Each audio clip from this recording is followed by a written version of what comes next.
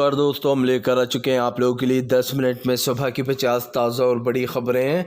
बताएंगे दोस्तों आज देश और दुनिया से क्या बड़ी खबरें ताज़ा अपडेट निकल कर सामने आ रही है। प्रधानमंत्री नरेंद्र मोदी के ऊपर जमकर भड़के राहुल गांधी, कहा देश में चुनाव हारने लगी बीजेपी तो धर्म को बीच में ले आई। राहुल गांधी ने कहा कि प्रधानमंत्री बिना धर्म जात के चुनाव नहीं लड़ सकते, क्योंकि बीजेपी के पास जनता को ये बताने के लिए नहीं है कि उसने 10 सालों में क्या किया है। राहुल गांधी ने कहा कि बहुत ही आसान सा तरीका है, जब जनता को ये ना बताने को मिले कि क्या किया है हमने 10 सालों में, क्या विकास हुआ, तो फिर हिंदू मुसलमान पर उतराव, ताकि असली मुद्दे जनता भूल जाए।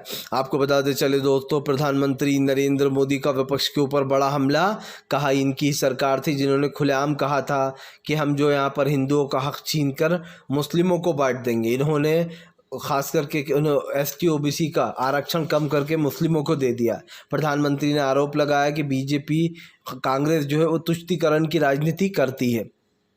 आपको बताते चले दोस्तों, प्रियंका गांधी ने प्रधानमंत्री नरेंद्र मोदी के ऊपर साधा निशाना, कहा मेरी मां ने अपना मंगलसूत्र देश के लिए कुर्बान कर दिया। दरअसल आपको बताते चले राजीव गांधी की हत्या हो गई थी और देश के लिए वो शहीद हो गए थे। इसको लेकर प्रियंका गांधी ने जमकर मोदी सरकार को घेरा। प्रियंका गांधी ने कहा कि मेरे पिताजी देश के लिए शहीद हुए हैं और आज भी राजीव गांधी जी की उनकी जो माँ हैं उन्होंने देश के लिए अपना मंगलसूत्र कुर्बान कर दिया था। और प्रधानमंत्री झूठ फैलाते हैं कि हम सत्ता में आए तो लोगों के मंगलसूत्र और सोना छीन के ज़्यादा बच्चों वालों में बांट देंगे। आपको बताते चले दोस्तों, फिलहाल प्रधानमंत्री नरेंद्र मोदी के ऊपर भड़क गए तेजस्वी यादव। तेजस्वी बोले बीजेपी हटाओ देश बचाओ। दरअसल तेजस्वी यादव ने लोगों से अपील की है कि फ़िलहाल भारतीय जनता पार्टी की सरकार को सत्ता से हटाना है और देश के संविधान को बचाना है। यही नहीं, तेजस्वी यादव ने कहा कि इन लोगों का सिर्फ एक ही मकसद है, देश के लोगों को बांटकर एक ऐसी कम्युनिटी पर जिस पे दोस्तों पूर्ण बहुमत की कम्युनिटी है उसको अपने उसमें कर लो पक्ष में, ताकि विपक्ष जीत ही ना पाए। आपको बताते चले दोस्तों, फिलहाल भारतीय जनता पार्टी के ऊपर जमकर भड़कते हुए नजर आए अरविंद केजरीवाल। केजरीवाल के सपोर्ट में संजय सिंह बोले 24 घंटे PM नरेंद्र मोदी अरविंद केजरीवाल पर नज़र रख रहा है। दरअसल आपको बताते चले अब संजय सिंह ने बड़ा खुलासा किया। संजय सिंह का कहना है कि फिलहाल प्रधानमंत्री नरेंद्र मोदी 24 घंटे अरविंद केजरीवाल पर नज़र रखते हैं, वो क्या खा रहा है, वो क्या पी रहा है, और फिर कोर्ट में तिहाड़ जेल और ED दोनों झूठ बोलते हैं कि अरविंद केजरीवाल अपना शुगर लेवल बढ़ा रहा है आम खाकर या मिठाइयाँ खाकर। उन्होंने कहा कि जबकि सारी बातें झूठी निकली। यही नहीं, यहाँ पर इस चीज़ को भी जो यहाँ पर तमाम चीज़ों से वो किया जा रहा है, और ऐसे में आप समझ सकते हैं कि फ़िलहाल अब कई चीज़ें ऐसी जो बदलने वाली हैं देश में, ये आरोप लगाया जा रहा है।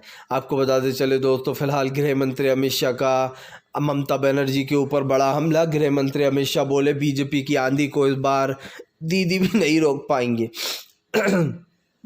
दरअसल आपको बताते चलें, गृह मंत्री अमित शाह ने ममता बनर्जी को ललकार दिया है। उनका कहना है कि इस बार बंगाल में बीजेपी की आंधी को ममता दीदी भी नहीं रोक पाएंगी।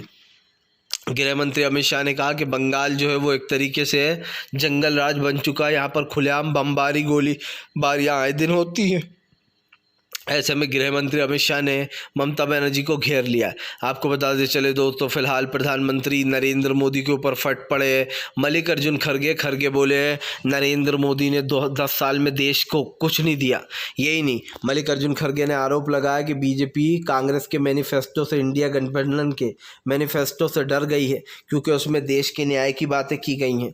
यही नहीं, यह आरोप भी लगाया गया है कि दरअसल बीजेपी में डर का माहौल है, क्योंकि इस मैनिफेस्टो में इंडिया गठबंधन ने सिर्फ गरीब पिछड़े आदिवासियों के बारे में सोचा है। तो ये चीज़ तो कहीं ना कहीं जो है यहाँ पर वो भी हो रही है सपोर्ट में, और ये चीज़ को आपको पता भी है कि क्यों किया जा रहा है। आपको बताते चले दोस्तों, भारतीय जनता पार्टी के ऊपर जमकर भड़कते हुए नजर आए दोस्तों जो है यहाँ पर अखिलेश यादव। अखिलेश बोले देश की जनता बीजेपी को माफ़ नहीं करेगी, भाजपाइयों का जाने का समय आ चुका है। अखिलेश यादव ने कहा कि इनकी विदाई इतने शान शौकत से करेंगे हम, ढोल नगाड़ों के साथ, कि ये लोग हमेशा याद रखेंगे कि इनकी विदाई हुई है। आपको बताते चले अखिलेश यादव ने कहा कि उत्तर प्रदेश के ज़रिए आए थे वहीं से वापस भिजाया जाएगा। यही नहीं, अखिलेश ने कहा कि अब की बार जो पूर्वांचल में हवा चली है उसने बीजेपी के खले को ढहा दिया है। अखिलेश ने कहा कि पहले ही चरण में बीजेपी का फर्स्ट शो फ्लॉप हो चुका है। टिकट काउंटर पर कोई टिकट लेने नहीं आया और अब भी दूसरे चरण में भी बीजेपी का सुपड़ा हम साफ कर देंगे। आपको बताते चले दोस्तों, फिलहाल अरविंद केजरीवाल की न्याय की हिरासत बढ़ने के ऊपर भड़क गई आम आदमी पार्टी। कहा फिलहाल ये सब कुछ किसी के कहने पर हो रहा है। आपको बताते चले दरअसल साफ दिखाई दे रहा है कि आम आदमी पार्टी इस चीज़ को लेकर जो यहाँ पर काफ़ी ज़्यादा गुस्सा है।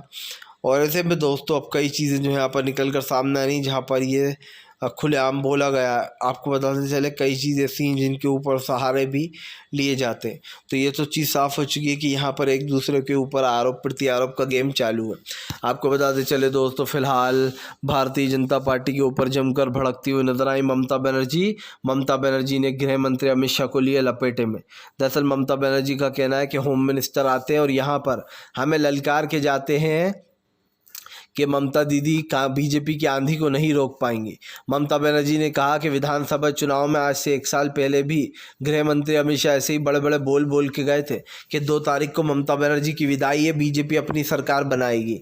इन्होंने दावा किया था कि 200 से ज़्यादा सीटें जीतेंगे, लेकिन हुआ क्या? ममता बनर्जी ने कहा बंगाल में मुँह की खाना पड़ी, 70 सीटों पर सिमट कर रह गई थी बीजेपी।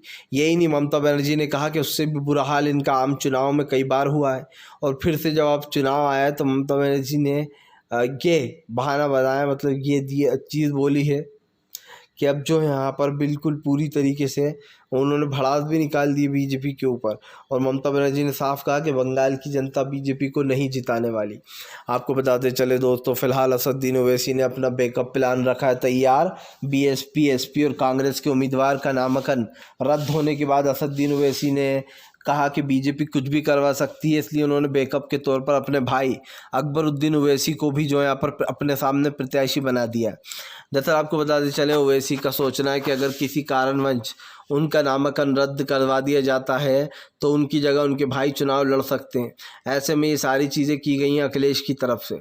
अखिलेश यादव लंबे समय से जो यहाँ पर बीजेपी पर हमलावर हैं और ऐसे में साफ दिखाई दे रहा है कि अखिलेश के इस दावे के बाद ये कहीं ना कहीं बहुत ही ज़्यादा जो यहाँ पर वो होने वाला लेकिन आपको बताते चले इन तमाम चीज़ों को लेकर वो हो गया है।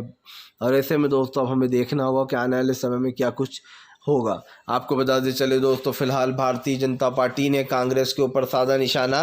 कहा फिलहाल कांग्रेस की सोच तुष्टीकरण की, वो देश को तोड़ती है, हम गलत नहीं होने देंगे। दरअसल आपको बताते चले अब बीजेपी आरोप लगा रही है कि कांग्रेस जो है वो हिंदुओं का, मतलब जो हिंदू भाई हैं उनका भी छीन कर हिस्सा जो है वो ज़्यादा बच्चे वालों को बांटेगी। गृह मंत्री अमित शाह ने कहा कि कांग्रेस की सोच ऐसी रही है, उसने कई साल तक ऐसी चीज़ें की हैं, जबकि जो है यहाँ पर इस चीज़ पर आरोप लगाया गया अब तक साबित नहीं हुआ है। लेकिन कहीं ने जो इस तरीके के आरोप लगाने के बाद बीजेपी को घेर लिया है और ऐसे में दोस्तों ये चीज़ साफ़ हो रही है कि फिलहाल सरकार की जो नीतियां हैं उसके ख़िलाफ़ कहीं ना कहीं ये सारा मुहिम छेड़ी गई है। आपको बताते चले दोस्तों, फिलहाल एक बार फिर से दूसरे चरण के चुनाव से पहले ही कांग्रेस ने दोस्तों अपने कई प्रत्याशियों को उतार दिया है, लिस्ट जारी कर दी है।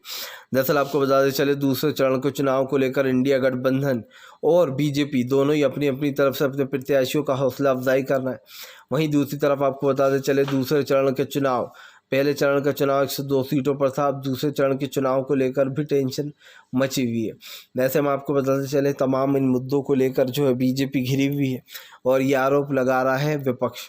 आपको बताते चले दोस्तों, फिलहाल जो यहाँ पर योगी आदित्यनाथ की पुलिस का एक और नया कांड, उत्तर प्रदेश में ई रक्षालय को दौड़ा कर पीटा भानु प्रताप नाम के दोस्तों दरोगा ने। दरअसल आपको बताते चले योगी आदित्यनाथ बार बार ये दावा करते हैं कि उत्तर प्रदेश की कानून व्यवस्था बहुत अच्छी है। यही नहीं, वो ये भी दावे करते हैं कि जो खास करके ये चीज़ें हैं, मतलब उत्तर प्रदेश की पुलिस से सारे के सारे क्रिमिनल डरते हैं। जबकि आपको बताते चले अब कांग्रेस ने हमला बोला है और कहा है कि फ़िलहाल खुलेआम बेचारा गरीबों को पीटा जा रहा है उत्तर प्रदेश में और खुलेआम उनके ऊपर अत्याचार किए जा रहा है। इसके आरोप भी लगे हैं बीजेपी के ऊपर।